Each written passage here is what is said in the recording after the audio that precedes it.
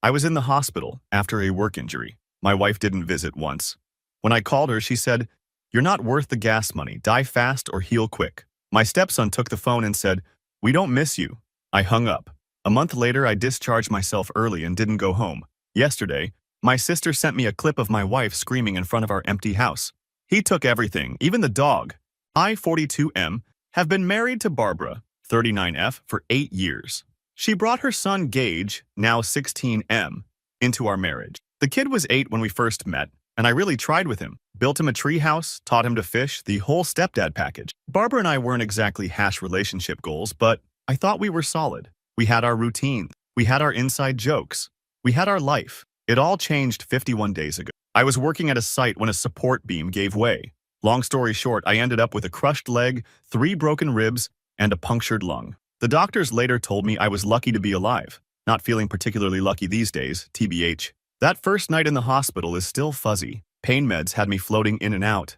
I remember calling Barbara, telling her not to bring Gage because it looked pretty bad. She said she'd come first thing in the morning. Morning came. No Barbara. Day 2. No Barbara. I figured she was dealing with Gage, maybe work stuff. Called her that evening. She answered while watching some reality show. Could hear it blaring in the background. Said she'd try to make it tomorrow. Day 3. No Barbara. By day 5, I was starting to get seriously worried. Not about us, about her. Like, was she in an accident? Did something happen to Gage? I asked a nurse if my wife had called. Nothing. I tried calling again, straight to voicemail. The pattern continued. 1 week became 2. The nurses started giving me these pitying looks. One of them, Tessa, 34F, would sit with me during her breaks sometimes. She never asked why my wife wasn't visiting, but I could see the question in her eyes. 3 weeks in, I was finally moved from ICU to a regular room. By then, I'd managed to get Barbara on the phone exactly twice. Both calls lasted less than 3 minutes. She always had somewhere to be, something to do. Our dog Curtis was sick, the dishwasher was leaking, Gage had a game. Always something. That night, I couldn't sleep. Kept thinking about our 8th anniversary, just 2 months ago. Barbara had seemed distant, checking her phone all night. When I asked if everything was okay, she smiled and said, "Of course, why wouldn't it be?" I remember thinking it was a weird response, but I let it go. Foreshadowing much? FML? 4 weeks in. Surgery number 3 on my leg. Still no visit from Barbara. My sister Bernice came by almost daily, bringing actual home-cooked food and updates about Curtis.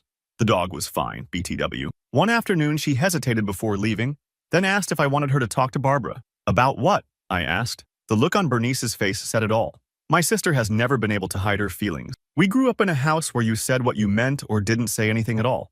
About the fact that she hasn't visited her husband in the hospital for 28 days, Bernice finally said. Something broke inside me. Not my heart, more like the bubble of denial I'd been living in. I asked Bernice to check our joint account. Call it a hunch. Call it finally waking the hell up.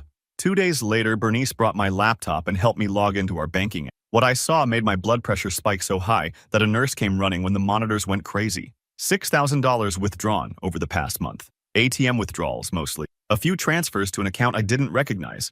And a charge from a jewelry store. Barbara doesn't wear jewelry except her wedding ring and the necklace I got her last Christmas.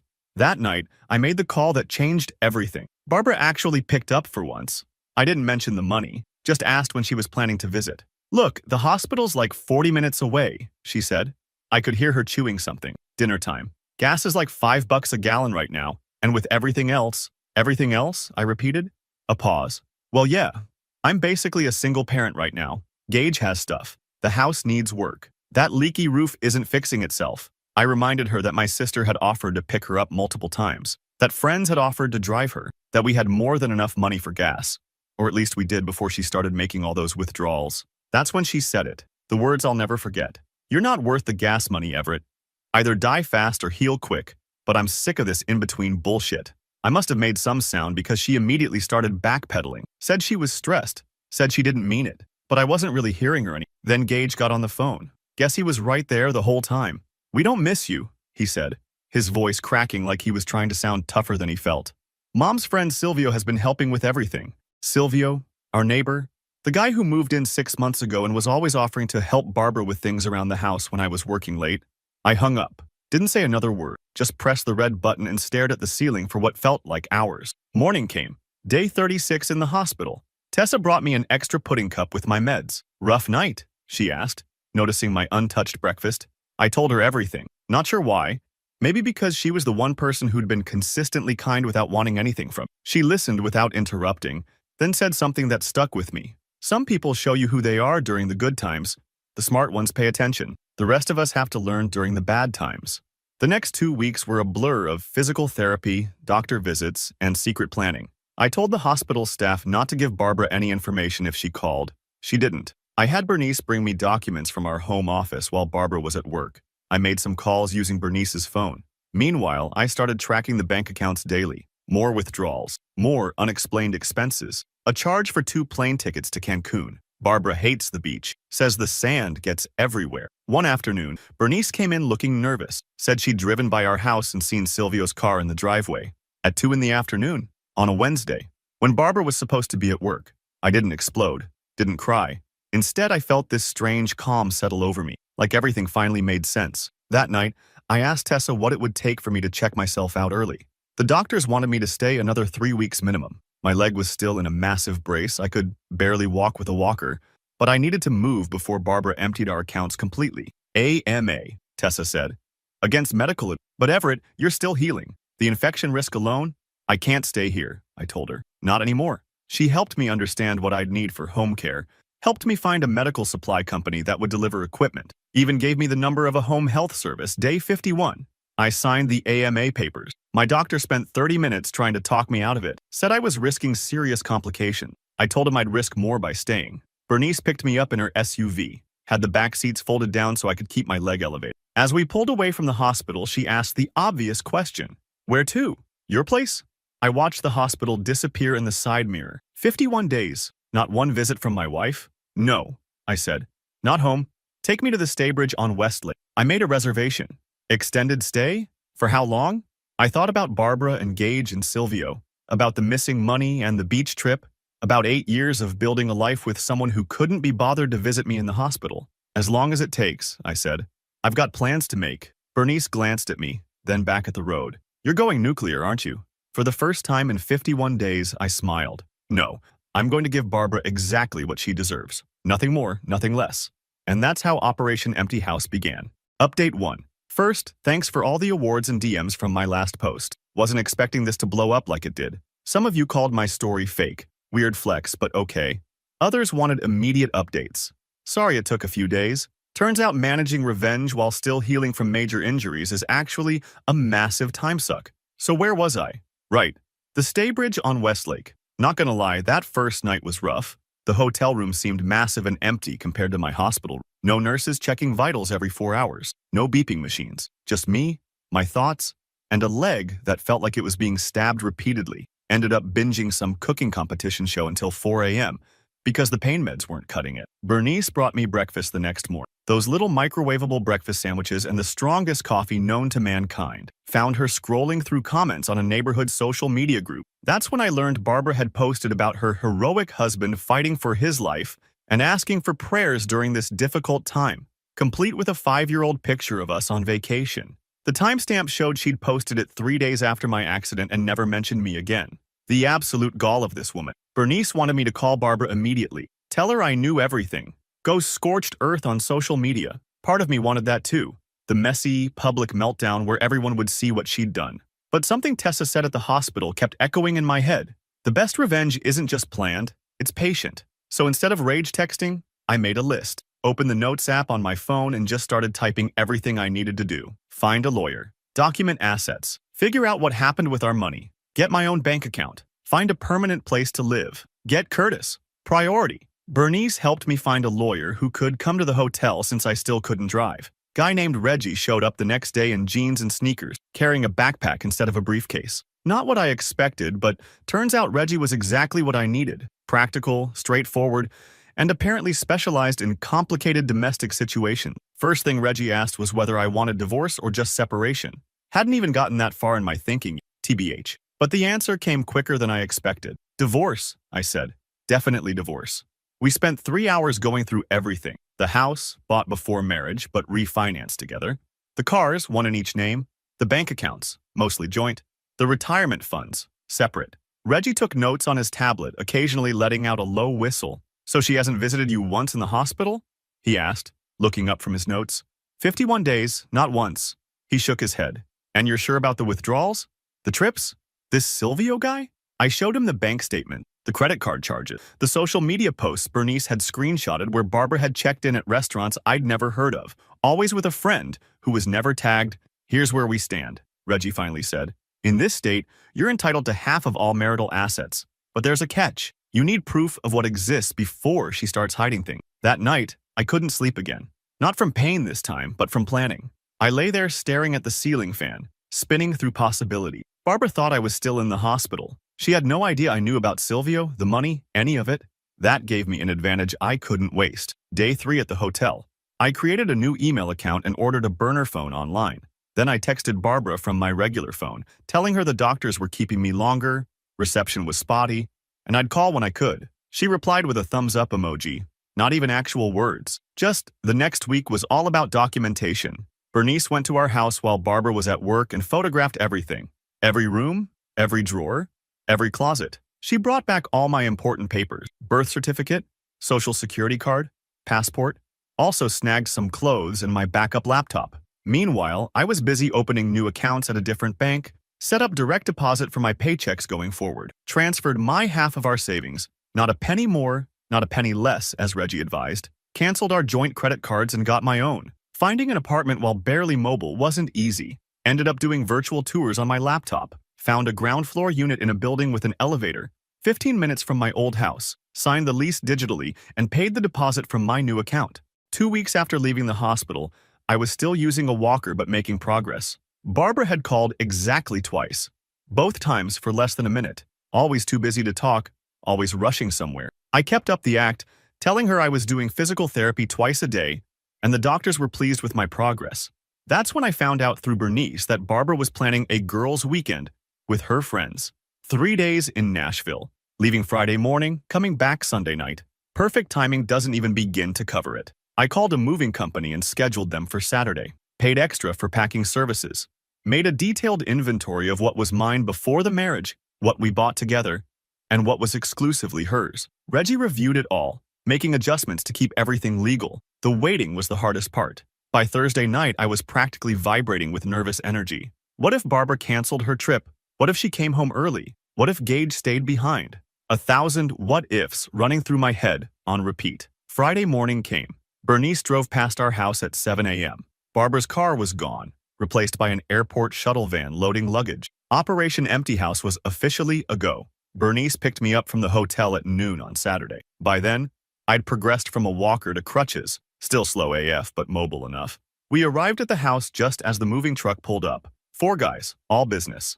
I had my keys, my inventory list, and a determination I didn't know I possessed. Walking into my house after almost 70 days away felt surreal. Everything looked the same but somehow different, like walking onto a set of a TV show about my life rather than my actual home. Photos of Barbara and me on the walls, mail piled on the kitchen counter, Gage's shoes in the entryway. Most surprising? The house was spotless, like magazine perfect clean. In 8 years of marriage, I'd never seen it this tidy. Apparently, Barbara only broke out the good housekeeping for Silvio, not her husband. Curtis came bounding down the stairs when he heard my voice, nearly knocked me over despite my crutches. 80 pounds of pure canine joy, whining and licking and wiggling like his tail might fly off. That moment, my dog remembering me, after months away, almost broke me. Had to excuse myself to the bathroom for a minute to pull it together. The movers were efficient. Started with the big furniture first, the bedroom set I'd bought before marriage. The living room furniture we'd picked together, but split 50/50ths. My office setup, my tools from the garage. Barbara's stuff stayed untouched. Her vanity, her closet full of clothes, her craft room supplies. Gage's room was trickier. Legally, I had no obligation to, but emotionally, that was another story. I'd helped raise him for 8 years, taught him to ride a bike, helped with science fair projects. In the end, I left everything except the gaming setup I'd bought him last Christmas. That came with me. Around 4 p.m., Bernice ordered pizza for everyone. We sat on moving blankets in the half-empty living room, eating straight from the box. One of the movers asked why we were leaving some stuff behind. I just said we were separating household. He nodded, like he'd seen it all before. By 7 p.m., the truck was loaded. I did one final walkthrough, making sure I'd taken exactly what I was entitled to. No more, no less. Found myself standing in our bedroom, staring at the wedding photo on Barbara's nightstand. Decided to leave it. Let her deal with that memory. The new apartment was chaos that night, Boxes everywhere, furniture in random places because I couldn't help much with arranging it. Curtis kept sniffing everything, clearly confused about where we were. Bernice stayed until almost midnight helping unpack essentials and setting up my bed. When she finally left, the silence was deafening. Just me and Curtis in a strange place surrounded by the physical remnants of my old life. I sat on the couch, awkwardly positioned in the middle of the living room, scrolling through my phone. Barbara had posted pics from Nashville, all smiles with her friends, Hash Girls Weekend Hash, best life. Meanwhile, her actual house was half empty. The next day was Sunday. Barbara and Gage would be coming home that evening. I kept expecting anxiety to kick in, but instead felt this weird calm, like watching a movie I already knew the ending to. Around 6 p.m., my phone lit up with a text from Bernice. They're home, waiting for the fallout. At 6:47 p.m., my phone exploded. First came the text from Barbara. Where is all our stuff? What did you do? Are you serious right now? Then the calls started, one after another. I watched them come in but didn't answer. After the sixth call, I turned my phone off completely. An hour later, my burner phone pinged with a text from Bernice. You need to see this. She'd sent a video clip from her doorbell camera. Bernice lives across the street and 2 houses down from us, close enough to see our front door. The video showed Barbara standing on our front lawn screaming at the house, hands wild, face contorted. The audio was crystal clear. He took everything, even the goddamn dog. Who does this? Curtis looked up when he heard her voice on the video, tilted his head like he was trying to understand, then went back to chewing his bone, completely unbothered. Smart dog. Later that night, I turned my regular phone back on. 17 missed calls, 32 text messages, 4 voicemails. I listened to just one. Barbara, voice shaking. You can't just disappear with our stuff. This isn't legal. I'm calling the police. I forwarded it to Reggie, who responded within minutes. Let her call. Everything we did was by the book. The next morning, I woke up to an email from Barbara. Subject line, we need to talk. The body contained just 3 lines. I know you're upset, but this is extreme. Call me. We can work this out. B. No apology. No acknowledgement of what she'd done. Just Barbara, expecting to control the situation like always. I didn't respond. Instead, I had Reggie send her a formal letter outlining exactly what I had taken and why, along with divorce papers, legal, methodical, and completely by the book. That afternoon, while sorting through boxes in my new kitchen, I found something I'd forgotten about. The anniversary card Barbara had given me 2 months before my accident. Inside, she'd written, "To many more years of building our life together." I stared at it for a long time, this evidence of a promise already broken when it was made. Then I took a photo, texted it to Barbara with a single question. Was Silvio already in the picture when you wrote this? She read it immediately, started typing, stopped, started again. Finally, it's complicated. That's when I knew I'd made the right decision. Some things aren't complicated at all. Finally, update. All right, Reddit. Here's the final update you've all been asking for. Sorry for the delay. Life's been, well, a lot. First, thanks for all the awards, DMs, and support. Never expected my personal dumpster fire would resonate with so many people. It's been 3 months since Operation Empty House. 3 months of rebuilding my life while watching my old one implode from a safe distance. The weirdest part?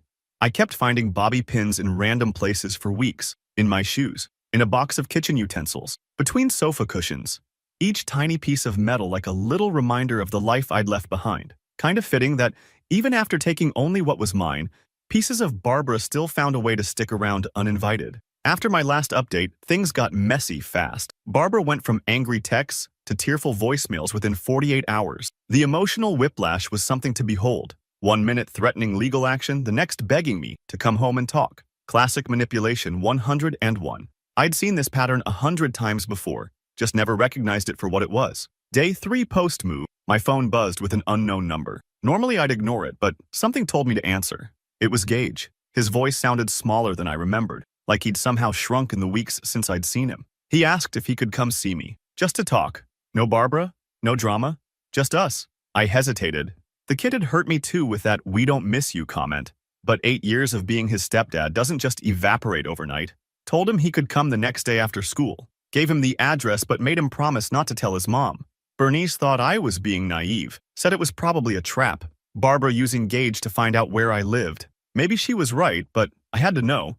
Had to see if there was anything worth salvaging there. Gage showed up right on time wearing the hoodie I'd gotten him last Christmas. Stood awkwardly in the doorway of my new apartment, eyes taking in the half-unpacked boxes, makeshift furniture arrangement. Curtis went nuts when he saw him, tail wagging, jumping all over the poor kid. What came next was maybe the most honest conversation I've ever had with my stepson. We sat on the balcony, drinking sodas and watching traffic below. Gage, staring at his shoes while he talked, told me Barbara and Silvio had been seeing each other for almost a year. Said he'd overheard them talking about me while I was in the hospital. Barbara saying how convenient my accident was, giving them more time together.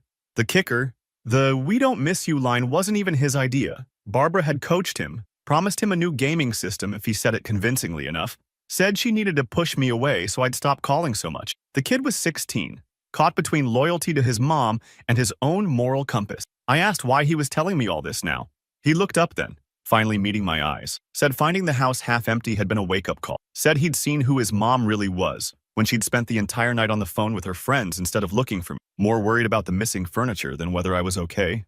That night after Gage left, I sat on my balcony until 2 a.m., nursing a beer and trying to process everything. Kept thinking about all the signs I'd missed over the years, the late nights at work events, the weekends with friends I never met, the gradual distance that I'd attributed to normal relationship ebbs and flows. The next morning, my burner phone lit up with a text from an unknown number. A single line, "I know Gage visited you yesterday. Barbara." Somehow she'd gotten my new number, probably from Gage's phone while he was sleeping. I didn't respond. Instead, I called Reggie, updated him on the situation. He advised keeping all communication through him going forward, standard procedure in contentious divorces, said we were still on solid legal ground with the property division, reminded me to document any harassment or threats. 2 weeks after the move, the doorbell camera Bernice had installed at my apartment caught Barbara sitting in her car in the visitor's parking lot, just sitting there, staring at my building. For 3 hours, the notification popped up on my phone while I was at physical therapy, sending my anxiety through the roof. My new place was supposed to be my safe space. Now it felt violated somehow. When I got home, her car was gone, but a package sat outside my door. No shipping label, just my name scrawled in Barbara's handwriting. Inside, Curtis's old dog bed, some photos of Gage and me fishing, and a letter. I didn't read it right away, put it in a drawer and tried to forget it existed. That night, Barbara called from yet another new number. I almost didn't answer, but something told me I should. Her voice sounded different, subdued, lacking the usual manipulation tactics. She asked about Curtis, asked if I was healing okay, then went quiet for so long I thought she'd hung up. Finally, she said she'd tell me everything if I wanted to know. No more lies, no more games, just the truth. Part of me wanted to hang up to protect the progress I'd made, but a bigger part needed answers. Closure, I guess. So we talked for almost 2 hours. She admitted the affair with Silvio had started 9 months before my accident. Said she'd been planning to ask for a divorce, but could never find the right time. Then I got hurt, and suddenly there was a new calculus. If I died, she'd get the insurance money. If I lived, she'd have to split everything in a divorce. That's why she never visited. She was hoping I wouldn't make it. Let that sink in. My wife of 8 years was actively hoping I would die. When I survived, she started withdrawing money, preparing for the inevitable separation. The Cancun tickets? A planned getaway with Silvio once everything was settled. The jewelry store charge? A gift for him, not her. I listened to it all without interrupting, without reacting, just absorbing each revelation like another brick being added to the wall between my old life and my new one. When she finished, I had only one question. Why tell me this now? She laughed, but it sounded hollow. Said Silvio had broken things off the day after I moved out. Apparently my psycho move, her words, had spooked him, made him realize she wasn't worth the drama. So now she was alone, in a half-empty house with a son who barely spoke to her. I should have felt satisfaction, vindication even. Instead, I just felt tired. Tired of the games, the lies, the emotional roller coaster of it all. I told her I'd have Reggie handle everything from here on out, that we had nothing left to say to each other. A week later, Gage asked if he could stay with me on weekends. Said things at home were tense, Barbara drinking more than usual, crying at random times, picking fights over nothing. I checked with Reggie.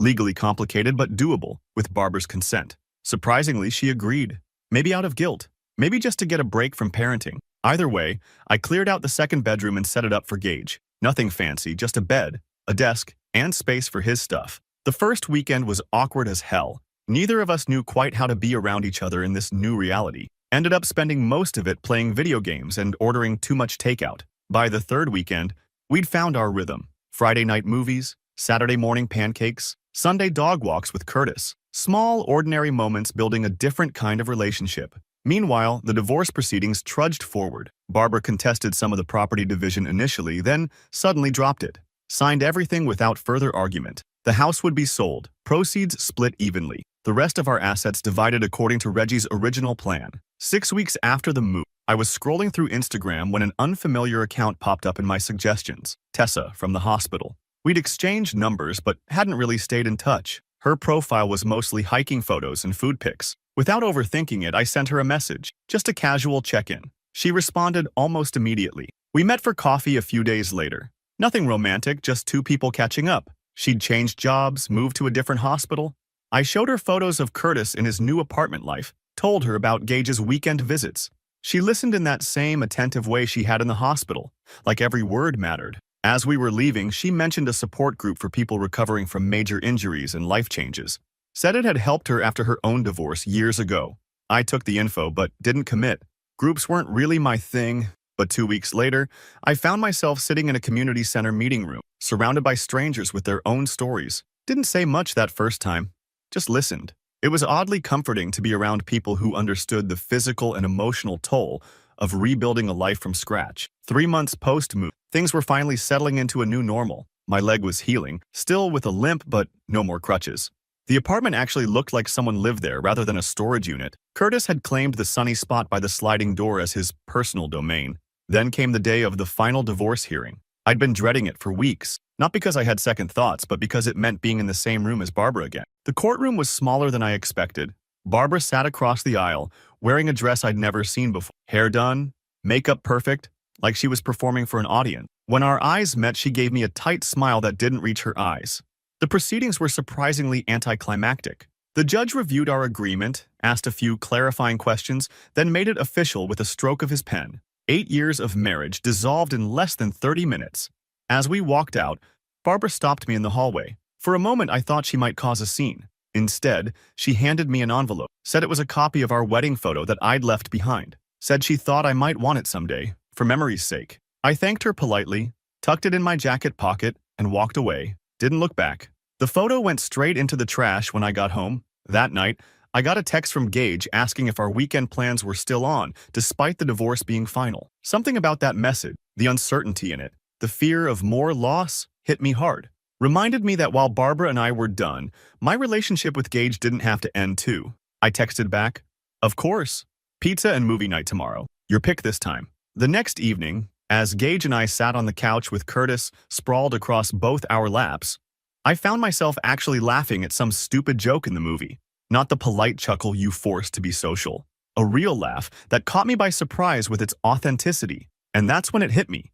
I was going to be okay. Not immediately, not perfectly, but eventually, genuinely okay. Last week, Barbara finally sold the house. Movers came for her remaining things. Bernice sent me a picture of the "sold" sign in the front yard. Should have felt monumental, but it was just another step in the process of untangling our lives. Yesterday, I had my final physical therapy session. The therapist said I'd made remarkable progress, that most people with my injury take twice as long to reach this point. I credited spite and stubbornness. She called it resilience. Maybe we're both right. So that's where things stand, Reddit. Divorce finalized, house sold, physical recovery on track, Gage visiting regularly, Curtis thriving, me finding my way forward one day at a time. Oh, and Tessa. We've had coffee 6 times now, dinner twice. Nothing rushed, nothing forced, just two people getting to know each other properly. She came over last weekend and taught Gage how to make homemade pasta. The kitchen looked like a flour bomb had exploded, but it was the best meal I'd had in months. Barbara still texts occasionally, usually about Gage, sometimes about practical matter, mail that needs forwarding, tax documents, insurance paperwork. Our conversations are civil but brief. The anger has faded to something more like distant acknowledgement. We were part of each other's stories for a while. Now we're not. As for Silvio, he moved out of the neighborhood last month. Apparently decided a fresh start somewhere else was easier than navigating the aftermath of being the other man in a messy divorce. Can't say I blame him. Someone asked me recently if I regret how I handled things.